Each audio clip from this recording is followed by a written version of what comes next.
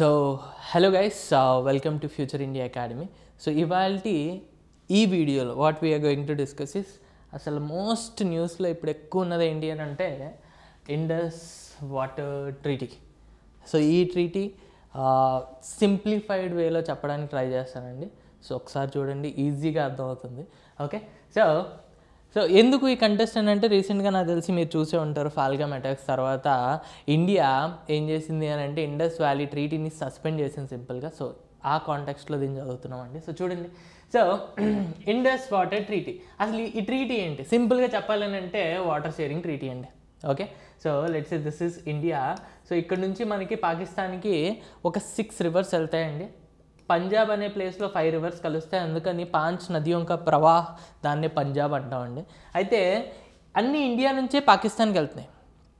So కావాలి అని అనుకుంటే ఇండియా ఇక్కడ ఆపేయచ్చు. ఇండియా అలా ఆపకూడదు అని చెప్పి ఒక ట్రీటీ పెట్టుకున్నారండి. ఆ ట్రీటీ పేరే ఇండస్ వాటర్ ట్రీటీ. అయితే ఈ మొత్తానికి ఇక్కడ 6 రివర్స్ ఉంటాయండి. ఆ 6 రివర్స్ని కలిపి ఇండస్ రివర్ సిస్టమ్ అంటాం. ఓకే, సో వాటి గురించి ఒకసారి చూద్దాం. ఇండస్ రివర్ సిస్టమ్ అంటే ఏంటో. ఇందులో మొత్తానికి 6 రివర్స్ ఉంటాయండి. ఓకే, సో 6 మేజర్ రివర్స్ ఉంటాయి. ఓకే, కొన్ని ఏంటి అని అంటే వెస్టర్న్ సైడ్ ఫ్లో అవుతాయండి.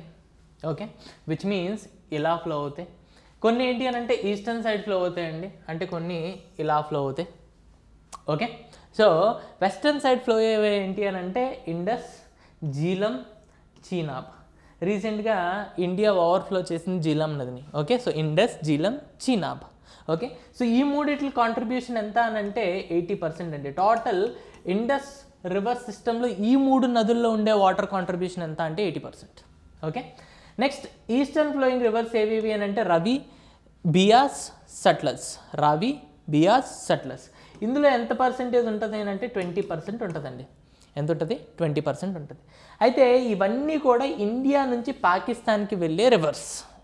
ఇండియా నుంచి పాకిస్తాన్కి వెళ్ళే రివర్స్ అన్నమాట. సో ఇది ఇండస్ రివర్ సిస్టమ్. దీన్ని పంచుకోవడానికి, వాటర్ని షేర్ చేసుకోవడానికి జరిగిన ట్రీటీయే ఇండస్ వాటర్ ట్రీటీ. ఓకే, అయితే చూడండి ఎప్పుడు జరిగింది, ఎవరెవరు సైన్ చేశారు.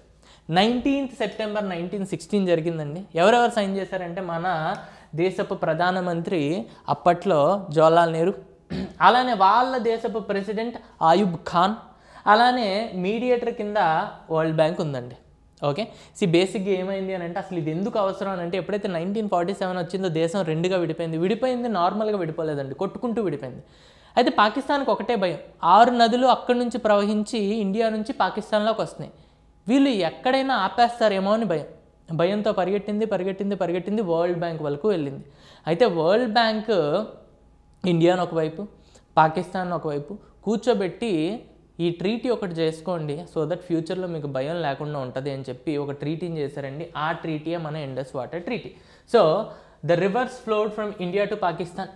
There was fears in the Pakistan that India could stop their water. అందుకని it went to World Bank. World Bank helped both countries negotiate sharing a fair agreement. Okay, so అయితే ట్రీటీలో ఏం రాసింది అని అంటే సింపుల్ చూడండి. ట్రీటీలో రివర్స్ని 2 types కింద divide చేసిందండి.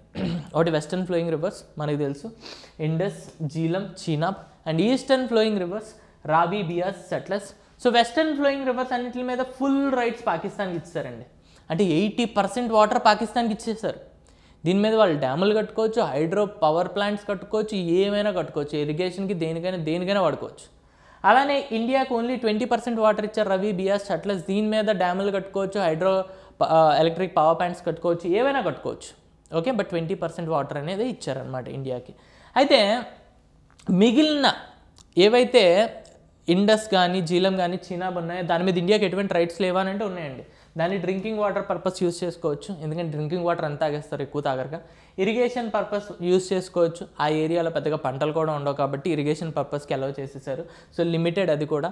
అలానే హైడ్రో పవర్ ప్లాంట్స్ ప్రాజెక్ట్స్ అనేవి చేసుకోవచ్చు, కాకపోతే నాన్ స్టోరేజ్ టైప్. అంటే మీరు ఒక డ్యామ్ కట్టి అక్కడ వాటర్ అయితే స్టోరేజ్ చేయకూడదు. ఎందుకు అని అంటే స్టోరేజ్ చేస్తే మీరు పాకిస్తాన్ వాటర్ ఆపినట్టు. ఓకే, సో ఇదైతే చేయకూడదు. ఓకే, అయితే ఇవన్నిటిని అతిక్రమించి ఇండియా కొన్ని డ్యాములు కట్టిందండి. ఒకటి Kishan Ganga dam. Okay, so ఈ డ్యామ్ కట్టినప్పటి నుంచి మనకి చాలా గొడవలు వచ్చినాయి. ఓకే, సో ఇప్పుడు మనం కంట్రోల్ చేస్తుంది కూడా యూజింగ్ కిషన్ గంగా డ్యామే. ఓకే, సో ఇది మనకి ట్రీటీ అన్నమాట.